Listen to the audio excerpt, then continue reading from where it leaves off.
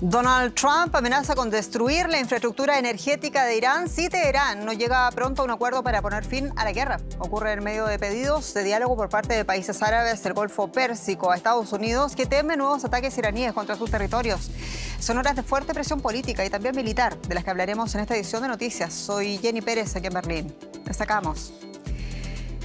Donald Trump lanza un ultimátum al régimen iraní. Ocurre en medio de las negociaciones para un posible diálogo diplomático que ponga fin a la ofensiva en Oriente Medio. Y Cuba recibió este lunes su primer suministro de crudo en varios meses, 730.000 barriles transportados por un petrolero ruso. Washington relajó para ello el embargo al petróleo del régimen cubano. Israel legaliza la pena de muerte por horca para condenados por asesinatos terroristas. Israel solo ha aplicado una vez en su historia la pena de muerte. Fue en 1962 contra el criminal de guerra nazi Adolf Eichmann.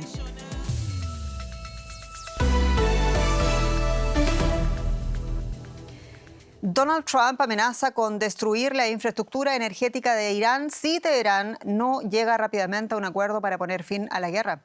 Trump afirmó que estaban logrando grandes avances en las negociaciones con Irán, pero advirtió que los ataques se intensificarán a menos que el estrecho de Hormuz se abra inmediatamente. Y también Trump planteó la posibilidad de que las tropas estadounidenses invadan la isla de Yark, el principal centro de exportación de petróleo de Irán y también pieza clave en la cadena internacional de suministro.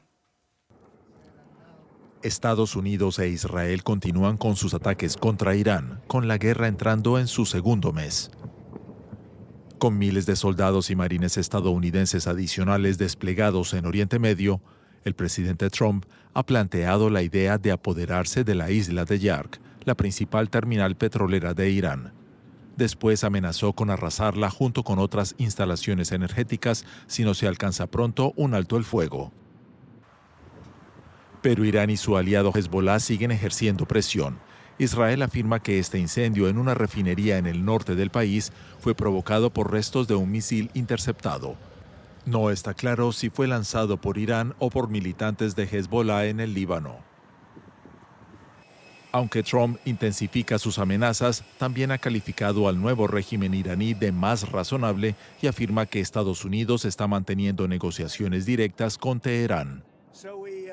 Hoy hemos tenido conversaciones positivas con Irán. Hemos conseguido muchas cosas que debieron habernos dado hace mucho tiempo.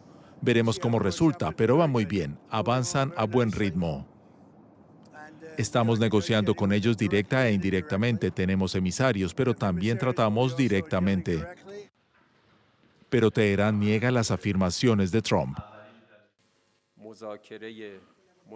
De momento, no hemos tenido negociaciones directas con Estados Unidos, desde la última ronda de negociaciones hasta ahora. Las exigencias de Estados Unidos han sido muy excesivas, poco realistas e ilógicas. Irán acusa a Estados Unidos de dar señales de negociación en público mientras planea en secreto un ataque terrestre.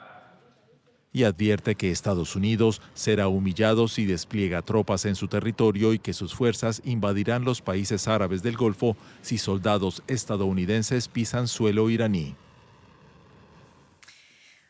Ola de declaraciones en también la guerra psicológica en este punto del conflicto. Queremos ahondar también con el analista político en directo desde Madrid, Alejandro López Canorea. Señor López, bienvenido.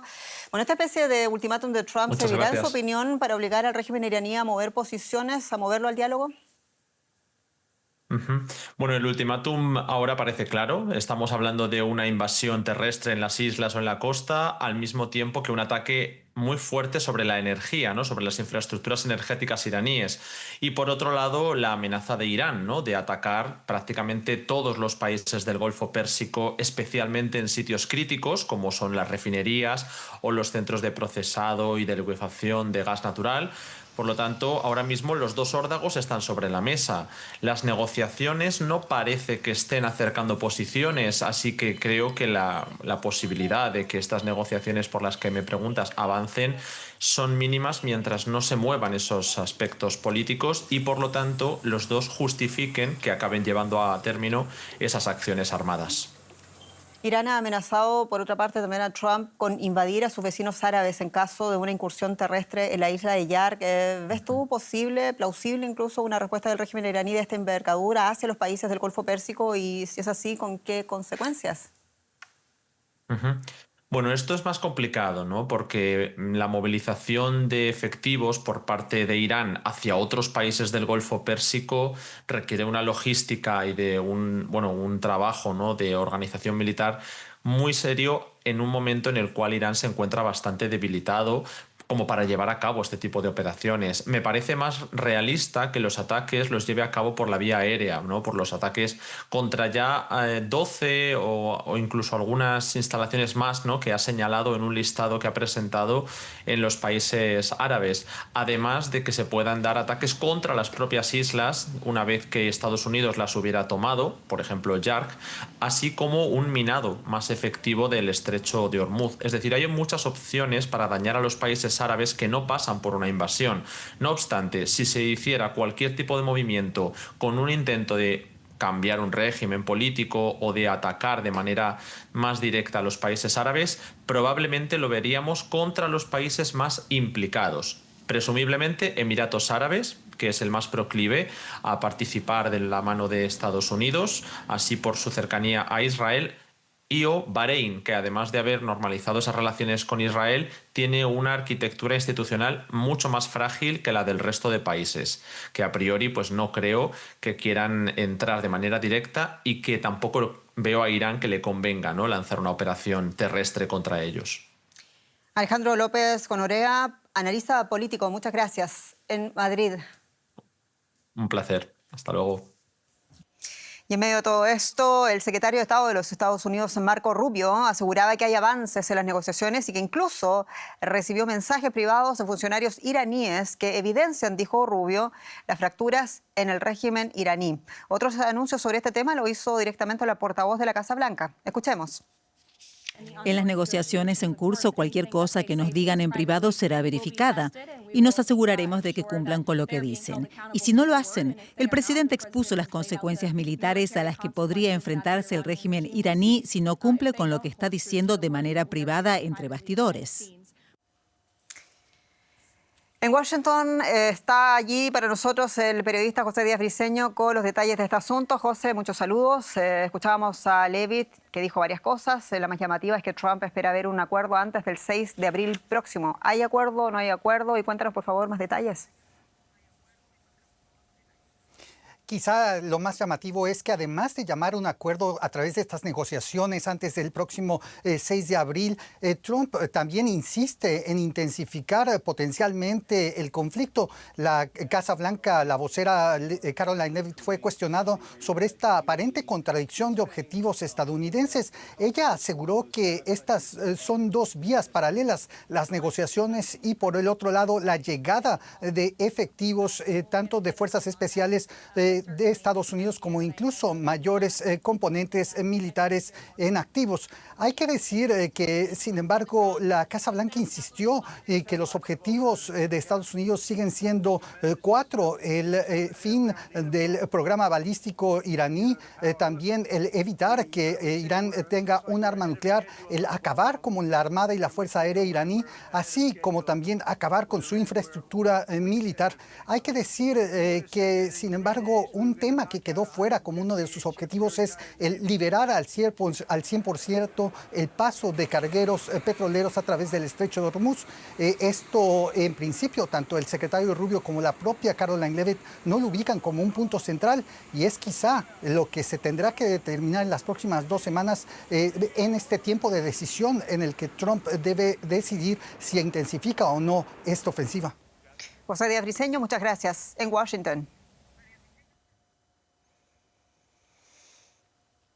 Y España cerró su espacio aéreo a los aviones de los Estados Unidos que estén implicados en ataques contra Irán. Es otro paso más en las fricciones entre Madrid y Washington. El presidente del gobierno español, Pedro Sánchez, encabezó en Europa la postura crítica contra la guerra de los Estados Unidos e Israel en Irán. Sánchez, socialista, le ha calificado de imprudente e ilegal esta guerra. Antes de cerrar el espacio aéreo, España ya había prohibido a Estados Unidos utilizar las 2 bases conjuntas en territorio español. El presidente Donald Trump, republicano, criticó la postura de España, llegando a amenazar con cortar por completo los lazos comerciales con ese país.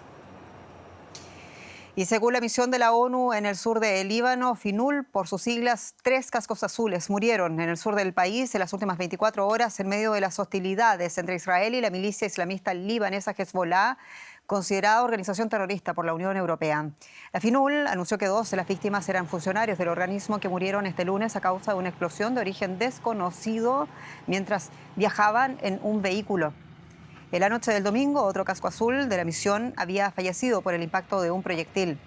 El secretario general de la ONU, Antonio Guterres, advirtió que los ataques pueden constituir crímenes de guerra. El periodista Joan Cabasés nos amplía la crónica desde el sur del Líbano. Joan, muchos saludos. ¿Qué se sabe de las investigaciones sobre las circunstancias en que murieron los cascos azules?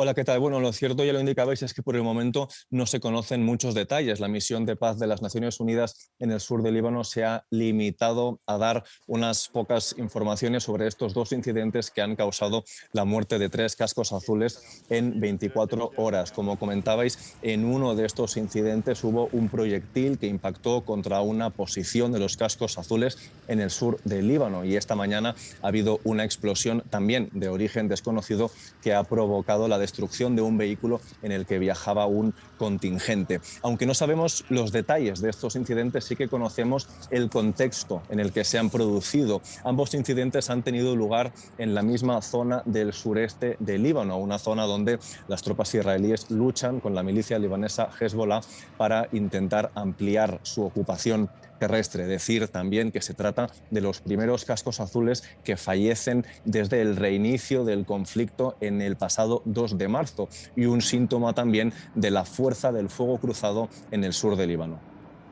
Joan, a todo esto Israel anunció que desarticuló lo que llamó una célula de terroristas que hacían pasar por paramédicos usando vehículos sanitarios para el traslado de armas y que según esta denuncia tenía relaciones con organizaciones palestinas. ¿Qué más se sabe de esto y también de las posibles consecuencias? Sí, lo cierto es que no es un incidente novedoso, puesto que hemos visto cómo Israel viene acusando a la milicia libanesa Hezbollah de explotar las ambulancias para fines militares. Hemos visto, sin embargo, con la misma insistencia cómo la milicia libanesa Hezbollah e incluso el gobierno de Líbano, que recordemos está enemistado con esta milicia y ha prohibido su actividad militar, niegan que eso sea cierto. De hecho, el ministro de Sanidad libanés reitera en muchas ocasiones en estos días que los centros médicos y las ambulancias en este país están completamente, dice, al margen del conflicto. A pesar de eso, hemos visto cómo desde el 2 de marzo, según Beirut, el ejército israelí ha lanzado 160 ataques contra personal o infraestructura sanitaria. Israel, a pesar de acusar de manera convencida a Hezbollah de explotar esas infraestructuras, no ha demostrado ni en un solo caso el valor militar de los ataques contra esos objetivos. Decir, por último, que a falta de pruebas, el gobierno del Líbano mantiene su posición y acusa a Israel de crímenes de guerra y de infringir la Convención de Ginebra en relación con estos incidentes. Joan Cabasés, muchas gracias. En el Líbano. A vosotros.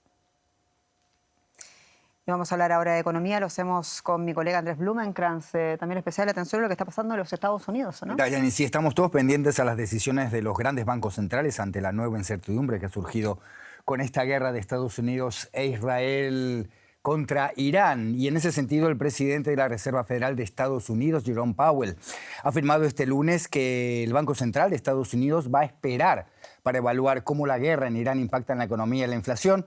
Ha subrayado que los responsables de política monetaria tienen que mirar más allá de los shocks coyunturales como el actual encarecimiento del petróleo antes de tomar decisiones con impacto a largo plazo. Con el conflicto de Irán entrando su 5ª semana, la Fed está sufriendo la tensión entre sus 2 mandatos, que son el pleno empleo y la estabilidad de precios. La inflación se mantiene por encima del objetivo del 2% interanual hace unos 5 años, impulsada por el choque entre una fuerte demanda y una oferta limitada tras la reapertura global luego de la pandemia de COVID-19 y más recientemente por lo que Powell describió como un impacto mucho menor derivado de los aranceles. De este asunto vamos a hablar un poco en profundidad con nuestra colega en Nueva York, Ana Nieto. Ana, el barril Texas casi toda la jornada por encima de los $100, el Brent de referencia en Europa alrededor de los 113. Sin embargo, el presidente de la Fed ha enviado un mensaje de calma ante el shock energético. ¿Qué plan tiene Powell ante un aumento innegable de la inflación vía los precios de la energía? Pues lo que tú dices, mantener la calma. Ese es el plan para alivio de los mercados de bonos y para muchos analistas que la semana pasada ya contaban con subidas de tasas este año. Pero Powell, que hoy ha hablado ante alumnos de la Universidad de Harvard, ha dicho que los shocks energéticos suelen ser breves y que la política monetaria surte efectos de forma muy lenta, por lo que no es la herramienta para contrarrestar estas subidas, ya que además puede perjudicar el crecimiento. Ahora bien, este no ha sido el punto final de sus declaraciones. Ha dicho Powell que la Fed va a mantener la vigilancia porque tras 5 años de inflación por encima del objetivo de la Fed, es posible que este shock cambie para perjudicar las perspectivas a largo plazo de la inflación que puedan tener tanto los hogares como los negocios, y eso sí que forzaría a una subida de tasas de interés, una política algo más agresiva por parte de la Fed. Pero de momento Powell ha dicho que las expectativas de subidas de precios parece que se mantendrán en el corto plazo, y esto ha sido la mejor noticia de este lunes. Ana, sabemos que el presidente Donald Trump tiene una notable aversión a las energías renovables, en particular a la eólica. ¿Con esta subida de precios está repensando la administración la diversificación energética o sigue apostando por el petróleo? No. Esta es una administración con un compromiso muy fuerte y muy firme con los combustibles fósiles, como el petróleo, el gas y el carbón, y la guerra no está cambiando esto. Es más, el presidente Donald Trump ha pactado el pago de $1.000 millones de dinero público con la firma francesa Total Energies para que esta compañía no construya 2 campos eólicos que tenía planteados en las costas de Nueva York y Carolina del Norte. La empresa francesa se ha comprometido a utilizar este dinero para sus operaciones petroleras en el Golfo de México y de gas en Texas. Adicionalmente, y según ha adelantado hoy Axios, el Pentágono tiene un serio retraso en la revisión de 30 proyectos eólicos, lo que está afectando a su desarrollo y su construcción, y por lo tanto a una posible capacidad instalada de 7,5 gigavatios esenciales para un país que no hace más que construir centros de datos. Ana Nieto, en Nueva York, gracias por estas informaciones. Hasta la próxima. Gracias, Andrés.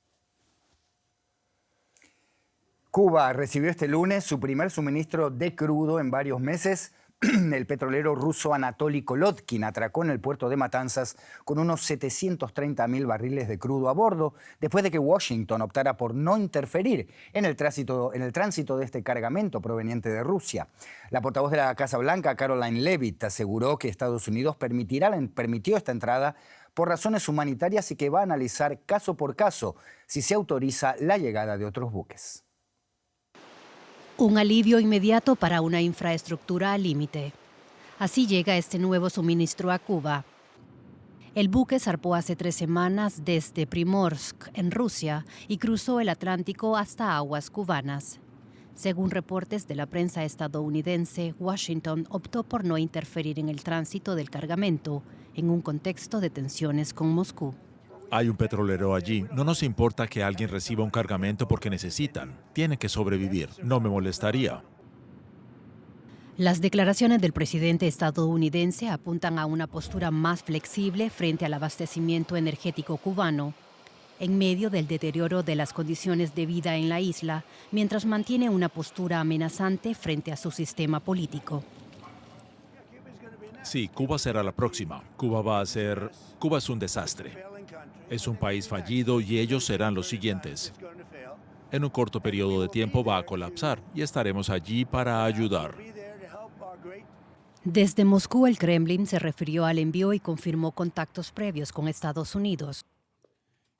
Por supuesto, Rusia considera que es su deber no quedarse al margen y proporcionar la asistencia necesaria a nuestros amigos cubanos.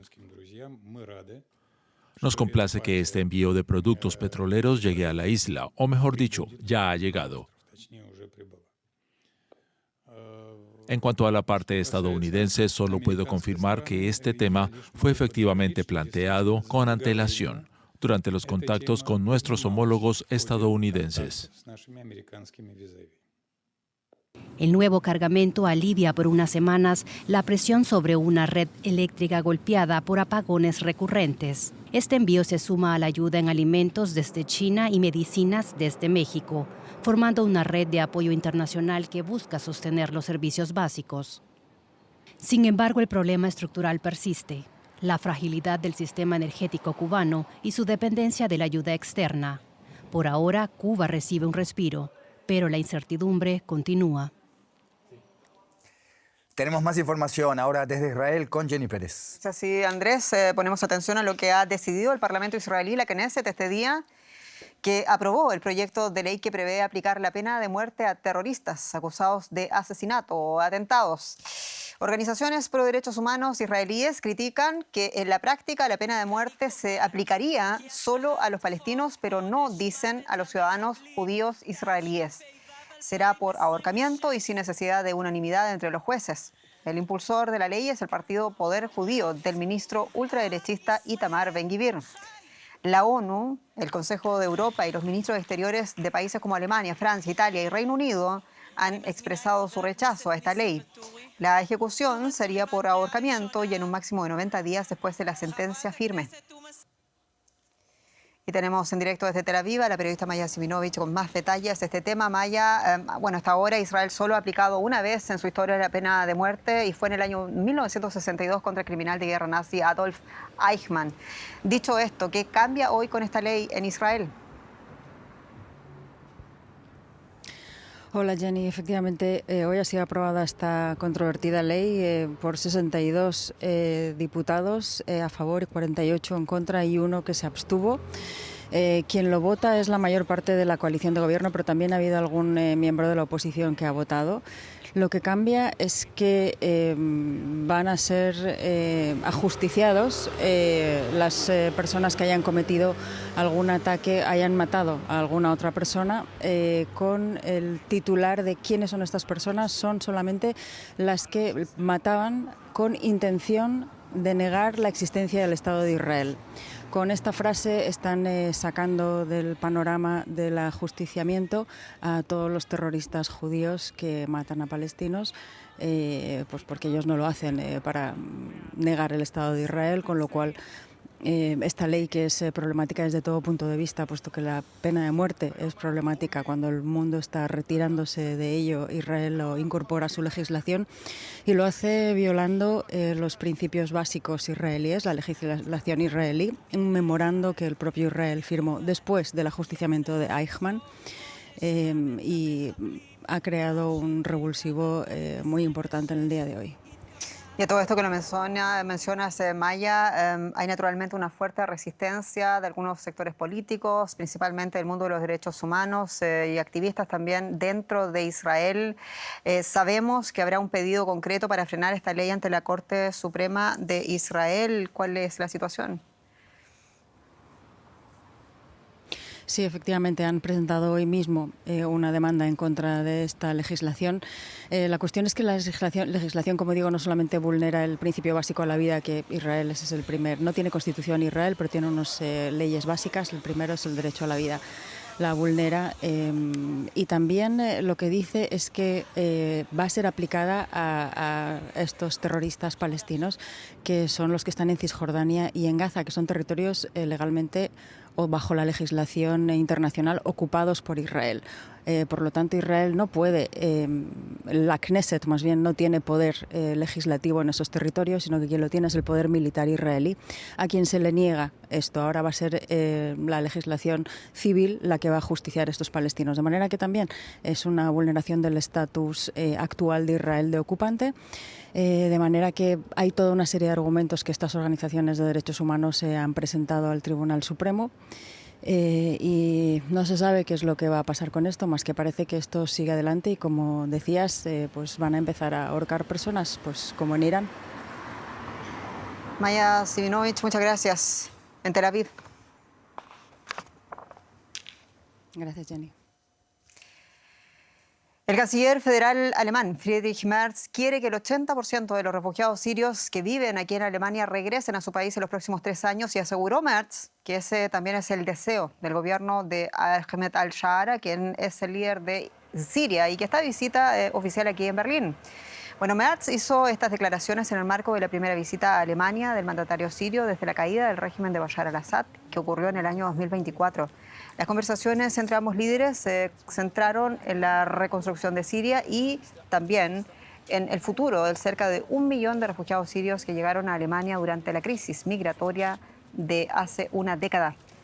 La visita de al-Shara ha despertado también amplias protestas en Alemania debido a su pasado yihadista ligado al terrorismo islamista. El ministro de Vivienda del nuevo gobierno chileno, Iván Poduje, anunció el fin de semana la decisión de frenar la expropiación de los terrenos de la ex colonia Dignidad. Poduje argumentó razones administrativas y económicas. El actual gobierno chileno lleva adelante una serie de recortes al gasto público, aduciendo un déficit económico histórico en las arcas fiscales. La expropiación de los terrenos de la ex colonia Dignidad era uno de los proyectos emblemáticos de la administración de Gabriel Boric, que no llegó a concretarse y que contemplaba la construcción de un memorial en medio de la fuerte oposición de los residentes.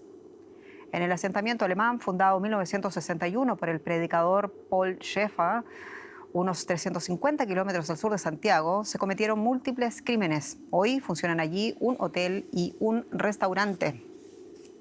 Desde el Ministerio de Relaciones Exteriores de Alemania, este lunes se pronunciaron a este respecto. Escuchemos. Para el gobierno alemán es y seguirá siendo un asunto capital investigar los crímenes de la antigua colonia Dignidad. Por ello, el Ejecutivo Federal apoya el proyecto para construir un monumento conmemorativo en Chile. Seguimos manteniendo conversaciones al respecto, sobre todo después de las últimas informaciones. Y terminamos en Haití porque allí al menos 70 personas fueron asesinadas, entre ellas varios niños. Se trata de una masacre perpetrada por el grupo armado Grand Grif contra la población de Jean-Denis en el departamento de Artibonite. Unas 50 casas fueron incendiadas, más de 6.000 personas desplazadas, ello según informó una emisora local haitiana. El país es golpeado desde hace años por la violencia que se disparó, además, luego del asesinato del presidente Jovenel Moïse en 2021. Y aquí nos despedimos. Muchas gracias por su atención y hasta pronto.